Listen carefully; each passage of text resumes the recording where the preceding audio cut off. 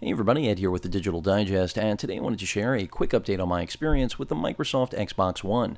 I've been enjoying this console since its launch, however, I was unfortunate enough to get a defective console on launch day, so I did have to go through Microsoft's advanced replacement program.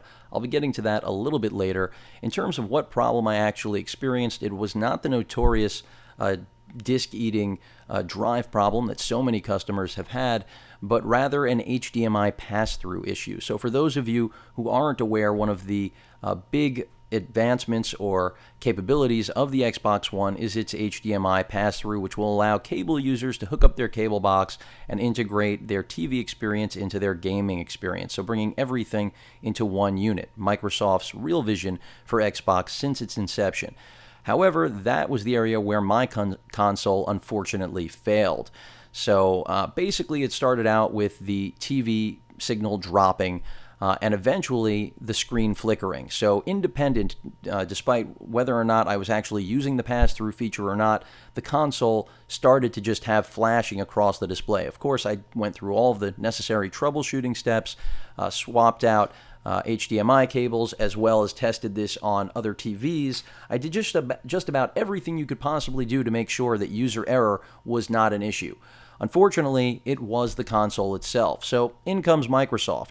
I was hoping this would be a relatively seamless operation. However, it's far from it. Basically, what it comes down to is that whether or not you have a defect like mine with the HDMI pass-through, which they did acknowledge as being a known issue, not as widespread as, let's say, the disk eating problem, which is the primary concern, I think, at launch for Microsoft.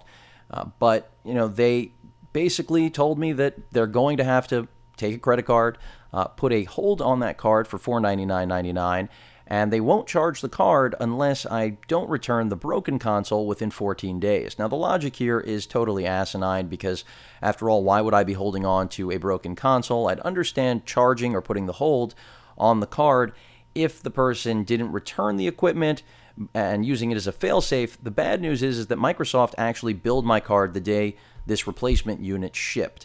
So kind of disappointing. Microsoft, what's going on? How are you handling this? And that's a lot of what this video has to do with. And this is coming from a long-time Xbox gamer. I started out with the first generation beta tester for Xbox Live, 10 years under my belt. So I've been with Microsoft on the entire ride. I'm in no way a critic who's out there just to hate a product for the sake of bashing it. I really do like what Microsoft has done here with this console. It certainly has more polish than the PS4 in terms of being more than just a gaming console. However, these sort of problems, hardware issues, I'm not seeing any of that really with the PS4. That's not to say it's a perfect console, but the failure rate is much lower. And the variety of problems also narrower than what we've seen thus far with the Xbox launch. So really just an update. Wanted to hear from all of you. Are you experiencing problems? Did you get a disk eating Xbox One, or do you have HDMI pass-through problems like me where it essentially, destroys the entire concept of using the Xbox as your all-in-one media box? Because it is frustrating, and then Microsoft actually billing you to get what you already pre-ordered, at least in my case, in June. It's borderline disgusting.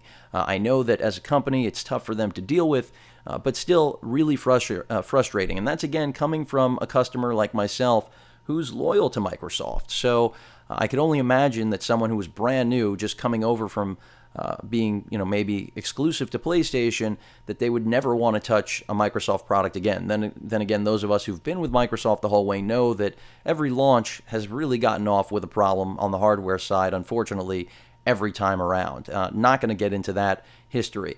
But overall, still really like this console a lot. Don't think that this is, about bashing the Xbox One. It's a revolutionary product.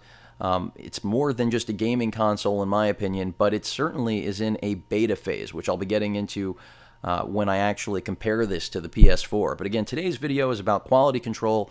Did you get a defective Xbox One? If so, how has Microsoft treated you?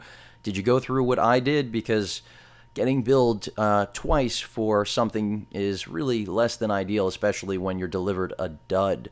But overall, still really like the console, and they were pretty good about getting me a replacement, but that may have to do with the fact that sales aren't going through the roof.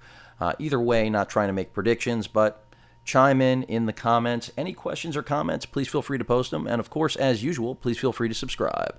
Later.